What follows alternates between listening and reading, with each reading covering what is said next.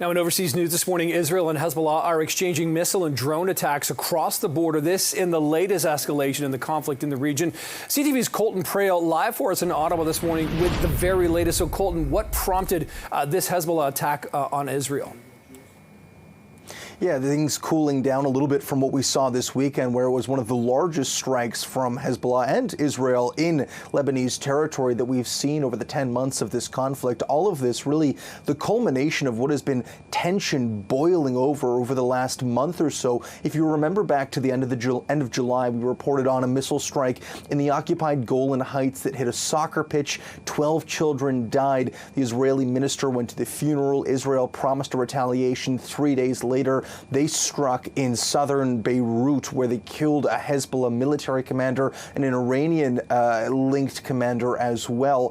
From there, we saw Hezbollah promise their own retaliation. It's been quiet for about a month, but then, of course, as we saw early Sunday morning, hundreds and hundreds of rockets fired into Israel, a large number of drones as well. We saw the Israeli response with over 100 fighter jets flying through Lebanese airspace. They took out about 300 targets across southern Lebanon. They say about 90% of those were rocket launcher installations. There was significant concern that we could see this escalate into a bit of a larger conflict, but instead what we're seeing today, while there have been more strikes, is more of a dwindling down. Both sides avoiding an all-out war, but also not ruling that out either. We heard from Benjamin Netanyahu over the weekend saying the strikes that took place Sunday are not the end, and we're seeing it continue today with more Israeli strikes in southern Lebanon, although to a significantly smaller degree than what we saw this weekend. Yeah, we'll be watching this closely to see if this potentially,